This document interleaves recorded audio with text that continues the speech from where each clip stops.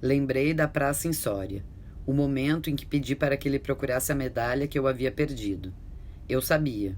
Sim, eu sabia o que ele queria me dizer, e não queria escutar, porque era como certos rapazes que um belo dia vão embora em busca de dinheiro, aventuras ou sonhos. Eu precisava de um amor possível. Meu coração e meu corpo estavam ainda virgens, e um príncipe encantado viria me encontrar. Naquela época, pouco entendia de amor. Quando o vi na conferência e aceitei o convite, julguei que a mulher madura era capaz de controlar o coração da menina que tanto lutou para encontrar seu príncipe encantado. Então ele falou de crianças sempre presentes, e eu voltei a escutar a voz da menina que fui, da princesa que tinha medo de amar e perder. Durante 4 dias tentei ignorar a voz do coração, mas ela foi ficando cada vez mais forte, deixando a outra desesperada. No canto mais escondido da minha alma, eu ainda existia, e acreditava em sonhos. Até que a outra dissesse alguma coisa, aceitei a carona. Aceitei a viagem, resolvi correr os riscos. E foi por causa disso, do pouco de mim que sobrava, que o amor tornou a me encontrar, depois de me haver buscado nos 4 cantos do mundo. O amor tornou a me encontrar, embora a outra tivesse montado uma barreira de preconceitos, certezas e livros de estudo numa rua tranquila de Zaragoza. Abri a janela e o coração.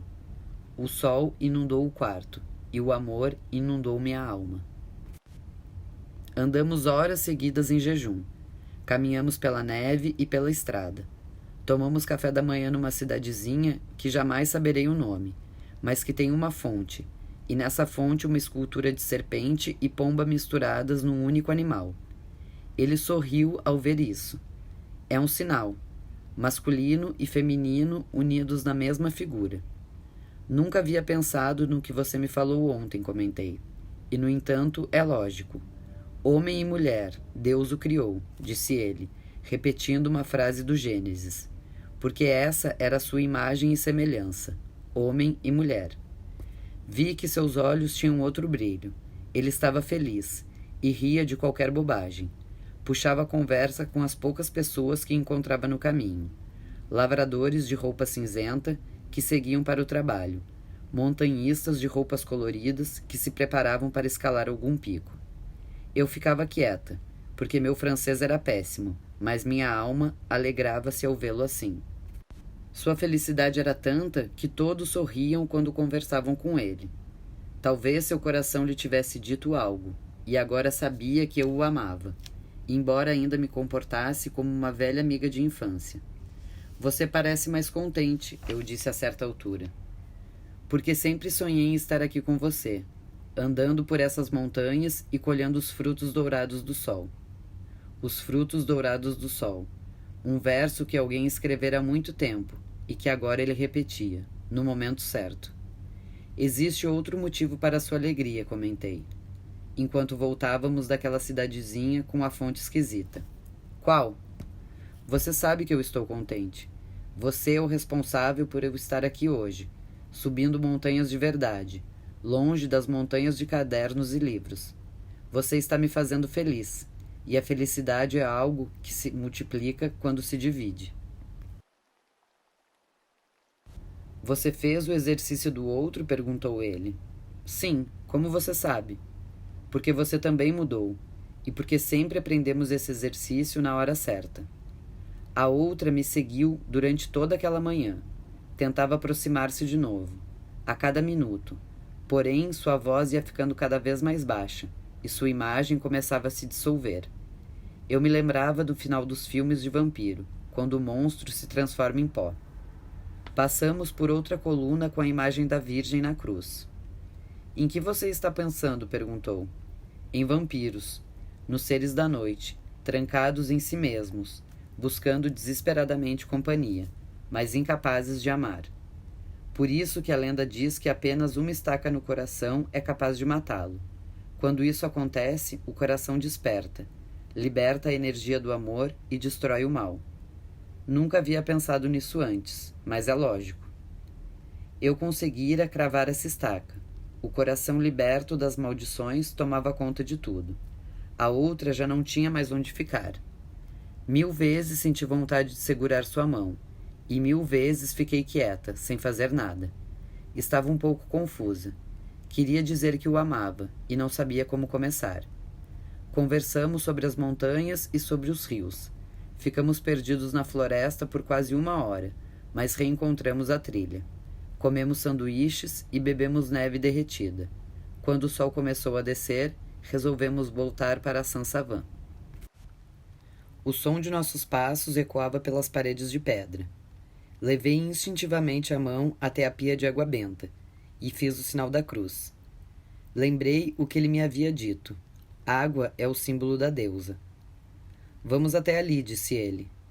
Caminhamos pela igreja vazia e escura, onde um santo, Saint-Savin, um ermitão que viveu no começo do 1º milênio, estava enterrado debaixo do altar principal. As paredes daquele lugar já tinham sido derrubadas e reconstruídas várias vezes. Certos lugares são assim. Podem ser arrasados por guerras, perseguições e indiferença, mas permanecem sagrados. Então, alguém passa por ali, sente que falta algo e o reconstrói. Reparei numa imagem de Cristo crucificado que me dava uma sensação estranha. Tinha a nítida impressão de que a sua cabeça se movia, me acompanhando. Vamos parar aqui. Estávamos diante de um altar de Nossa Senhora. Olha a imagem. Maria com o filho no colo, o menino Jesus apontando para o alto. Comentei com ele o que vi. Olhe com mais atenção, ele insistiu. Procurei ver todos os detalhes da escultura de madeira.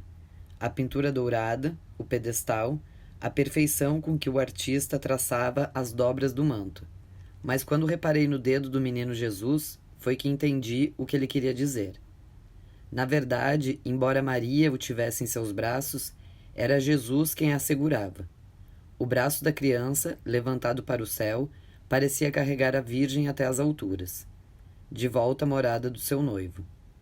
O artista que fez isso, há mais de 600 anos, sabia o que queria dizer, comentou ele. Passos soaram no chão de madeira. Uma mulher entrou e acendeu uma vela na frente do altar principal. Ficamos quietos por algum tempo, respeitando o silêncio daquela oração. O amor nunca vem aos poucos, pensava enquanto o via absorto na contemplação da Virgem. No dia anterior, o mundo tinha sentido, sem que ele estivesse presente. Agora eu precisava que estivesse ao meu lado para poder enxergar o verdadeiro brilho das coisas. Quando a mulher saiu, ele tornou a falar. O artista conhecia a Grande Mãe, a deusa, a face misericordiosa de Deus. Existe uma pergunta que você me fez e que até o momento não consegui responder direito. Você me perguntou, onde aprendeu tudo isso?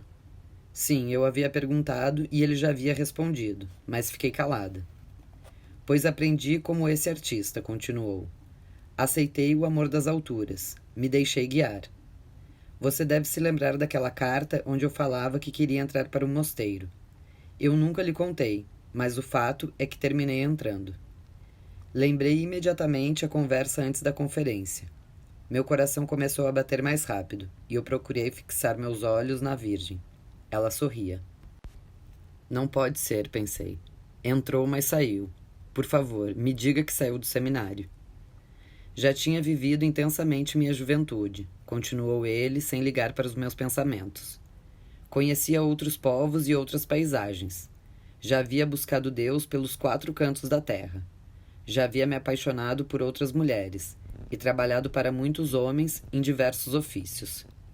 Outra pontada. Preciso tomar cuidado para que a outra não volte, disse a mim mesma, mantendo os olhos fixos no sorriso da Virgem. O mistério da vida me fascinava e eu queria compreendê-lo melhor. Busquei as respostas onde me diziam que alguém sabia alguma coisa. Estive na Índia e no Egito. Conheci mestres de magia e de meditação. Convivi com alquimistas e sacerdotes. E descobri o que precisava descobrir, que a verdade sempre está onde existe fé. Olhei de novo a igreja à minha volta. As pedras gastas, tantas vezes derrubadas e recolocadas no lugar. O que fazia o homem insistir tanto, trabalhar tanto para reconstruir aquele pequeno templo num lugar remoto, encravado em montanhas tão altas? A fé. Os budistas tinham razão. Os hindus estavam com a razão. Os índios estavam com a razão. Os muçulmanos estavam com a razão. E os judeus também. Sempre que o homem seguisse com sinceridade o caminho da fé, ele seria capaz de unir-se a Deus e operar milagres. Mas não adianta apenas saber isto. É preciso fazer uma escolha. Escolhi a Igreja Católica porque fui criado nela e minha infância está impregnada de seus mistérios. Se tivesse nascido judeu, teria escolhido o judaísmo. Deus é o mesmo, embora tenha 1000 nomes, mas você precisa escolher um para chamá-lo. Outra vez, passos na igreja. Um homem aproximou-se e ficou nos olhando. Depois foi até o altar central e retirou os 2 candelabros. Devia ser alguém encarregado de guardar a igreja. Lembrei-me do vigia da outra capela, que não queria nos deixar entrar, mas dessa vez o homem não nos disse nada. Hoje à noite tem um encontro, disse ele, assim que o homem saiu. Por favor, continue o que estava contando, não mude de assunto. Entrei para um seminário aqui perto. Durante 4 anos estudei tudo o que podia. Nesse período fiz contato com os esclarecidos, os carismáticos, as diversas correntes que procuravam abrir portas fechadas há muito tempo. Descobri que Deus já não era o carrasco que me assustava na infância. Havia um movimento de retorno à inocência original do cristianismo. Ou seja, depois de 2000 anos, entenderam que era preciso deixar Jesus fazer parte da igreja, disse eu com certa ironia. Você pode estar brincando, mas é exatamente isso. Comecei a aprender com um dos superiores do mosteiro. Ele me ensinava que era preciso aceitar o fogo da revelação, o Espírito Santo. Meu coração apertava à medida que ouvia suas palavras. A Virgem continuava sorrindo, e o menino Jesus tinha uma expressão alegre. Também eu já acreditara nisso um dia, mas o tempo, a idade e a sensação de que era uma pessoa mais lógica e mais prática terminaram por me afastar da religião. Pensei em como gostaria de recuperar aquela fé infantil, que me acompanhara por tantos anos e me fizera crer em anjos e milagres, mas era impossível trazê-la de volta apenas com o ato de vontade. O superior me dizia que se eu acreditasse que sabia, eu terminaria sabendo, continuou. Comecei a conversar sozinho quando estava em minha cela. Rezei para que o Espírito Santo se manifestasse e me ensinasse tudo o que eu precisava saber. Aos poucos fui descobrindo que à medida que falava sozinho, uma voz mais sábia dizia as coisas por mim. Também acontece comigo, disse eu, interrompendo. Ele esperou até que eu continuasse, mas eu não conseguia dizer mais nada. Estou escutando, disse ele. Algo havia travado minha língua. Ele falava coisas belas, e eu não podia me expressar com palavras iguais. A outra está querendo voltar, disse ele, como se adivinhasse meu pensamento. A outra tem medo de dizer bobagem. Sim, respondi, fazendo o possível para vencer o meu medo.